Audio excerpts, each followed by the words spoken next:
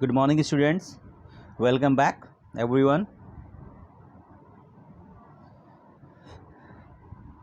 Today, the subject of the principle of economics topic is indifference curve of the consumer equilibrium. In this chapter, we will discuss about the IC indifference curve analysis that are different from utility analysis, assumptions of the IC curves, indifference curve analysis of the consumer equilibrium, indifference set and the indifference curve, the properties of the indifference curve, the consumer budget, budget set and the budget line, and the consumer equilibrium. Let me start. What is the indifference curve analysis that are different from the utility analysis? What is indifference curve? As we haven't discussed so many things about the consumer equilibrium, but that the consumer equilibrium with reference to the utility analysis. Suppose that if you are eating one chapati, if you are eating two chapati, if you are eating three chapati, but we cannot tell you about that you may be satisfied with the 3 and 4 and the 5 according to your feeding. So there is a basic limitations of the utility analysis is that it is based on the assumptions of the cardinal measurement. Okay, I can, if you are eating 3 chapati, I can count you that how many chapati you have eaten, but what you feeling, what you desire, how much you are getting satisfied with the chapati, that is no, we cannot count it. It is, that's why it is known as the ordinal, the cardinal known as a 1 2 3 and the ordinal known as a ABCD. The indifference curve analysis of the consumer equilibrium disregards these assumptions. Instead, it is based on the concept of the ordinal measurement of utility. According to these concepts, utility is only ranked as high or low, more or less. It is never expressed in terms of the unit like the 1 2 3. I stated about the ordinal and the cardinals. But there are so many assumptions of the indifference curves. Indifference curves of consumer explain equilibrium is based on the following assumptions. Suppose money income of the consumer is given and does not change. The consumer spends his income on such goods which can be substituted for each other, like the apple and the oranges. You may be satisfied with the apple, you may be satisfied with the oranges. Okay, but you cannot be satisfied with the two goods. The consumer preferences for the two goods is well defined. Generally speaking, his intensity of desire for a good would increase when he has less of it. More of goods always give more satisfaction to the consumer. This is called the monotonic preference for a goods. The consumer is very rational. He always maximizes his satisfaction. You can see in my topic that the figure has been drawn. Indifference curve is a graph showing combinations of the two goods that give the consumer equal satisfaction and the utility. Each point on an indifference curve indicates that the consumer is different between the two, and all the points give him the same utility. The combination A, that he may be satisfied with the good A and the good B. But if he's having the good A to 20, he may be satisfied with the good B because it preferring the 5.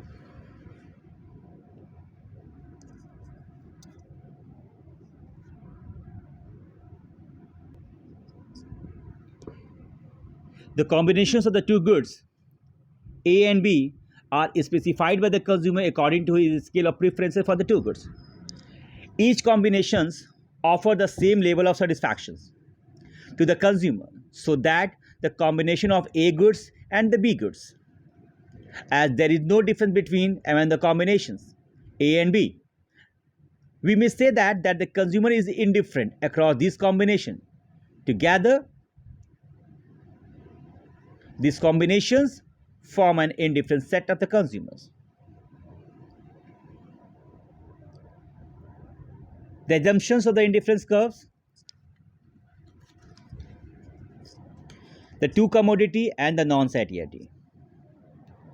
It is assumed that the consumer has fixed the amount of money, all of which is to be spent only on two goods, while price of both are constant. It means the money income of the consumer is given and does not change. Non-satiety means the person has to very full satisfaction. Indifference curve theory assumes that has heart had reached the point of the satiety. It implies that the consumer still has the will to consume more of the both the goods. What are the properties of the indifference curves?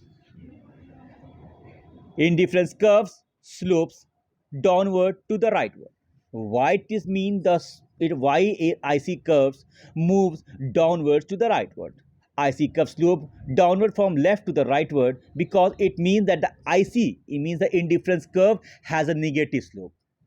It implies that if the consumer decide to have more of one goods, he must have less of the other. It is only then that the satisfaction level would remain constant at the different level of IC curve. You can see very well the commodity Y and the commodity X.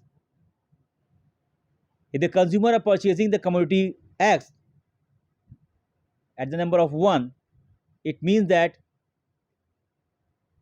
if he does not consume the commodity X, he may be consume the commodity Y at the 40 level. At the point A that you can see on the IC, the consumers are having 5, and on the other side he is consuming the 2, means the 2 apples, the 2 mangoes and the oranges, as vice versa.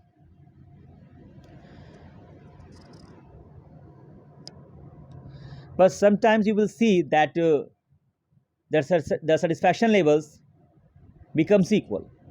It is known as the counterbalanced by fall of the satisfaction level. Suppose that if somebody are offering to you to drink a glass of juice, first time he is giving to you 5 glasses of the orange juice, and also is giving to you 1 apple.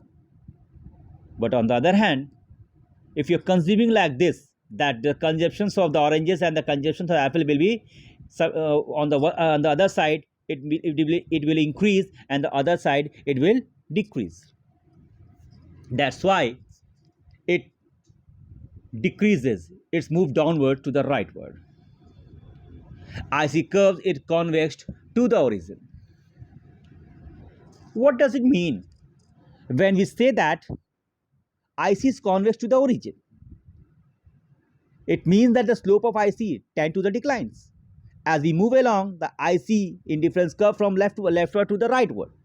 The slope of IC curve is also called the marginal rate of the substitutions. It indicates rate at which the consumer is willing to substitute one good for the other. If he is ready to consume goods X, he may be consume the goods Y. As more, why should the MRS decline? As more units of the goods X are consumed by the consumer, his intensity of desire for goods X tend to decline, implying that the marginal utility of goods X tend to fall. On the other hand, more and more goods of the unit goods Y are given up. Accordingly, the consumer is willing to give up less and less amount of the good Y as compared to the good X. The good X will be successive and the goods Y will be decreasing. Accordingly, you are seeing the delta Y and the delta X. MRS is equal to delta Y upon the delta X. It means there is changing in the goods Y and there is a changing in the goods X, good X. It is because of the diminishing marginal rate of the substitution that indifference curve is convex to the origin. Indifference curves cannot intersect each other. Indifference curves do not cross or intersect each other. What if they do? Well, we do not get the logical result. Consider point A and the point B.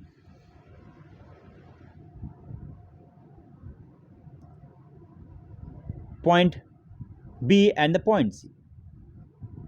They are on the same IC curve, indifference curve IC1. Therefore, these are equal in the terms of the level of satisfaction. Means, so that B will be equal to the C. Likewise, A will be equal to the C. And these are on the same IC curve, indifference curve. A is equal to B and A is equal to C. We can conclude that if A is equal to B and A is equal to C, it means that in both of the cases, B will be equal to the C. But this is not logical, because at both B and C, the congestion of goods Y is the same. But at the C, the congestion of goods X is greater than the B, implying that C must be offering higher level of satisfaction than the B. Indifference curves does not touch x-axis and the y-axis. This is because indifference curve analysis considers the congestions of two goods. If IC curve touches y-axis, it would mean that the congestion of goods X is 0. Likewise, if touches x-axis, indifference curves touches x-axis, it would mean that the congestion of goods Y is 0. Indifference curves represent the higher differences, higher level of satisfaction. If you compare to the IC1 and the IC2, IC curve is drawn in a graph is called the indifference map. Indifference curves drawn in a graph is called the indifference map. According to the following observation, we need to be very careful.